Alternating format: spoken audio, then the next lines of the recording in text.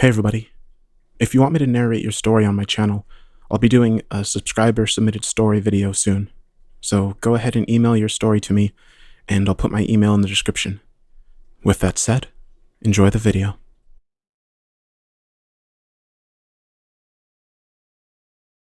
What are dreams? What are they truly?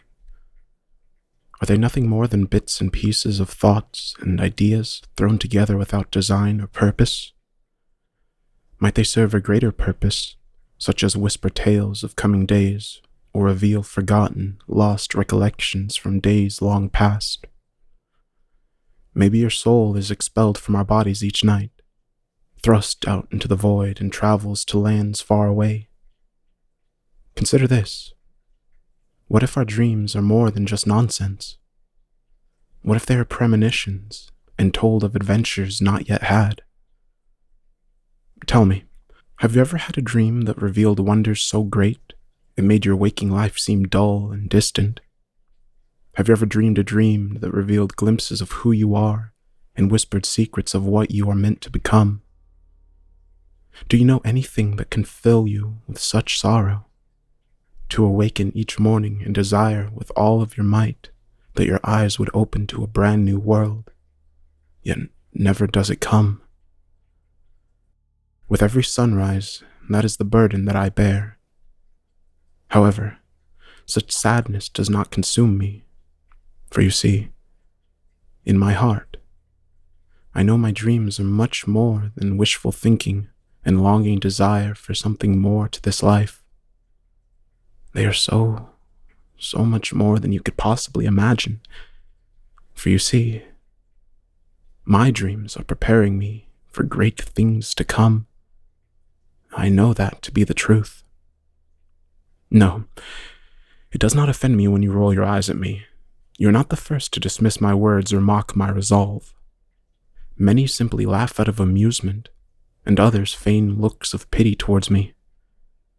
They say, surely only one who is mad would entertain such foolishness. They can see only a land of make-believe, a fairy tale fabricated from the mind of a boy. They cannot accept that a child, orphaned as an infant, who never knew the embrace of a mother or the guidance from a father, could still possess a birthright of greatness.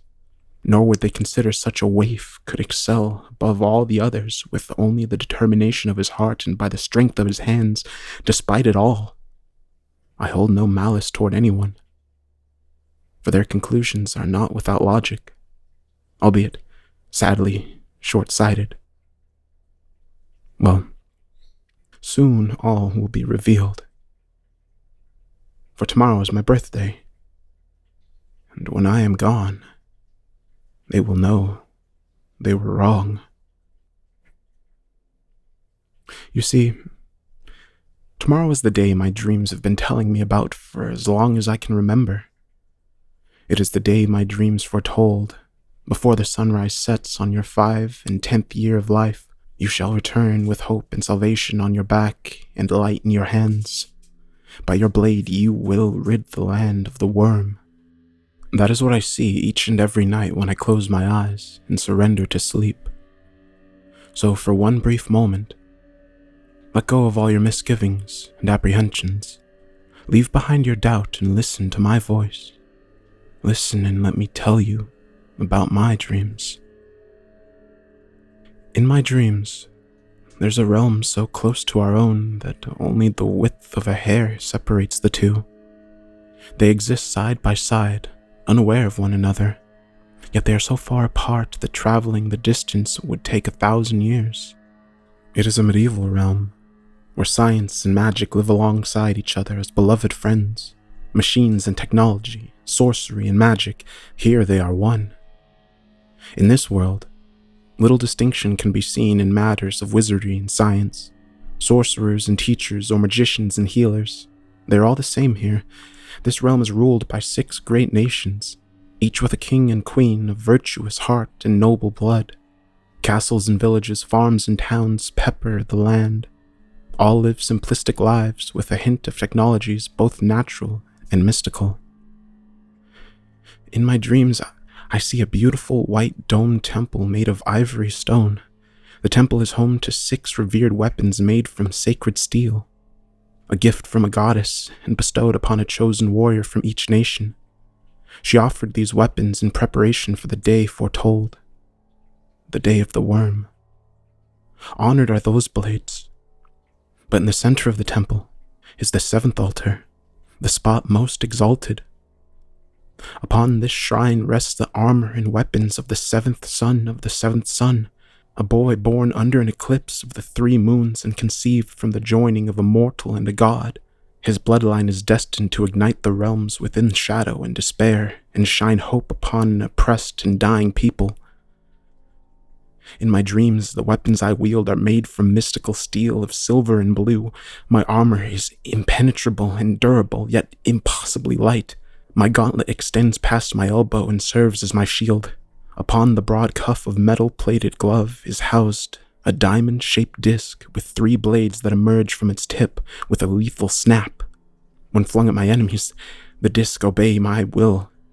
It lays waste to all my foes, then faithfully returns to my hands without fail every time. Forged was my sword from the last remnants of creation. Its steel was tempered under the solar storms of a distant star and cooled with the very essence of life. It is the mortal enemy of rot and decay. Never will the sword be broken, nothing can shatter its blade. It is impervious to impact, never will its edge become worn or dull. The jeweled eye that sits within its hilt is my symbol and banner. It is the beacon that shines a light of hope and victory against any abomination that dares stand against me. In my dreams, I see a day in which black rains from the sky. Ropey and fibrous strands of greenish-black tar pour from the clouds. Its touch brings death and decay across the land.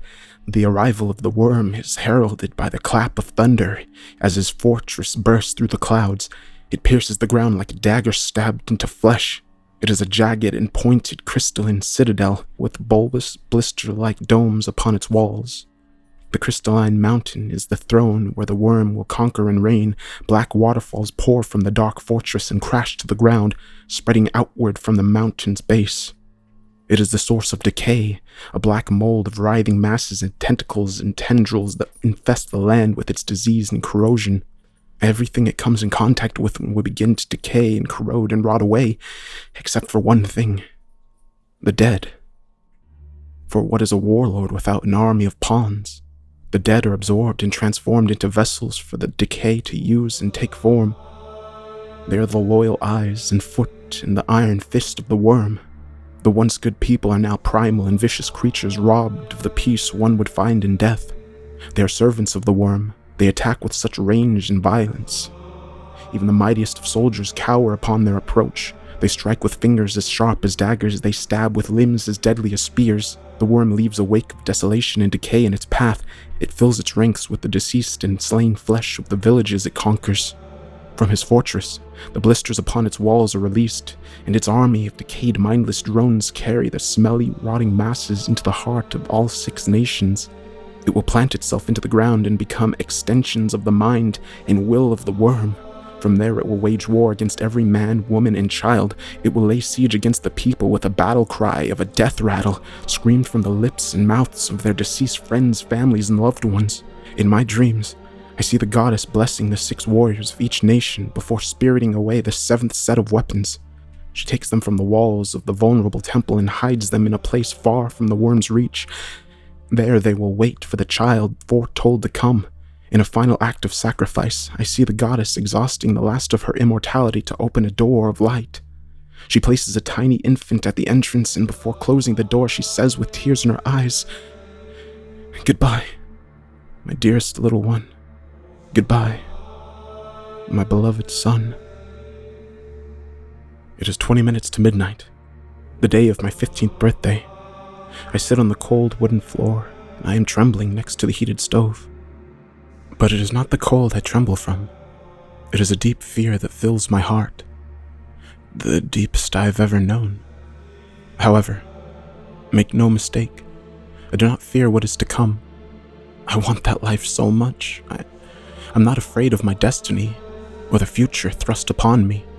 I do not fear the day when I march against an army of 1,000 rotting corpses. I'm not afraid of the many battles I will fight. I do not cower from the thought of the many monsters I will face, the many friends I will lose. Still, I am not afraid. No, none of that scares me. Do you want to know what scares me? Do you want me to tell you what fills me with such terror and dread? It is this. I am so afraid that when tomorrow finally comes, it will come and go like any other ordinary day.